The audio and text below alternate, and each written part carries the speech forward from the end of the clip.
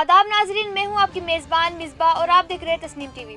आज की हमारी इस खास पेशकश में मैं आपका इस्तकबाल करती हूं। जैसा कि आप सब जानते हैं, अल्बर्ट आइंस्टीन एक ऐसा नाम है जो गैर मामूली सलाहियतों का मुतरादिफ बन गया है।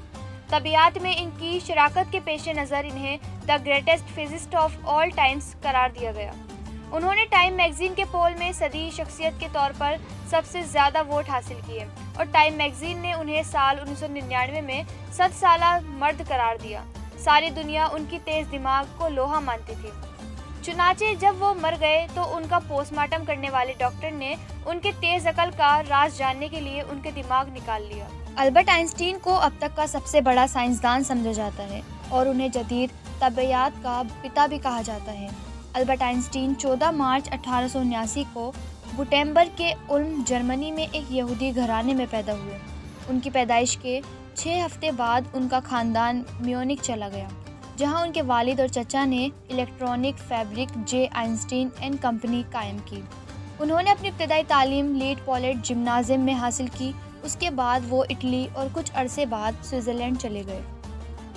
1896 में उन्होंने ज्यूरिख के स्विस फेडरल पॉलिटेक्निक स्कूल में दाखिला लिया। 1901 में उन्होंने वहां से डिप्लोमा हासिल करने के बाद स्विट्ज़रलैंड की शोहरत हासिल की। उन्हें पढ़ने में कोई खास दिलचस्पी नहीं थी, इसलिए उन्होंने स्विस पेटेंट ऑफिस में टेक्निकल असिस्टेंट की नौकरी कबूल कर ली। साल 1905 में पेटेंट ऑफिस में काम करते हुए उनके 4 तहकीकी मकूले नामूर जरीदे एनएलएन डेरे फिजिक्स में शाये हुए। इन तमाम तहकीकी मकूलों को आज साइंस की दुनिया में अहम कामयाबियों के तौर पर देखा जाता है, इसलिए 1905 का साल आइंस्टीन के खैरत अंगेज साल के तौर पर जाना जाता है। 1905 में उन्होंने साइंस में डॉक्टरेट की डिग्री हासिल की। नज़रिया इजाफियत के तंज़र में उन्होंने तजवीज़ पेश की कि स्पेस और टाइम को एक ही शक्ल में स्पेस टाइम में मिला देना चाहिए। उनकी शोहरत 1905 में उनके तहकीकी मकूले की इशाअत के बाद फैल गई और 1908 में उन्हें बरन में प्रिवडोजेंट में प्रोफेसर मुकर्रर होने की दावत दी गई, जिसे उन्होंने बखुशी कबूल कर लिया। 1914 में उन्हें कैंसर विलियम फिजिकल इंस्टीट्यूट का डायरेक्टर और बर्लिन यूनिवर्सिटी में प्रोफेसर मुकर्रर किया गया।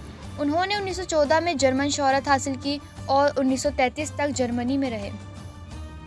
इस वक्त जर्मनी में हिटलर की तरफ से यहूदियों पर जो गैर इंसानी मुजालिम ढाए गए थे, उसके पेश नज़र वो जर्मनी छोड़कर 1933 में अमेरिका चले गए। वहीं पर प्रिंटिक्स में थ्योरेटिकल फिजिक्स का प्रोफेसर मुकर्रर हुए। 1940 में उन्होंने अमेरिकी शोहरत हासिल की। अमेरिका में उन्होंने 1946 ईस्वी तक बतौर प्रोफेसर काम किया। आइंस्टीन उन्होंने 50 से ज़्यादा तहकीकी आर्टिकल और कई साइंसी किताबें लिखी। दूसरी जंग अजीम के बाद उन्होंने आलमी हुकूमत तहरीक में अहम किरदार अदा किया।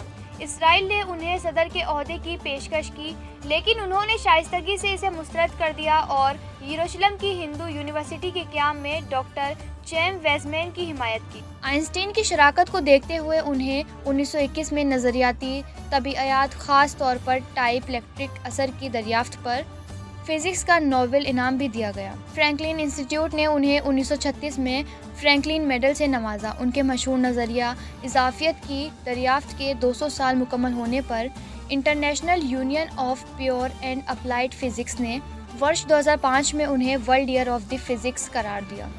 अमेरिकी पोस्टल सर्विस ने उनके नाम पर डाक टिकटों का एक सिलसिला जारी किया।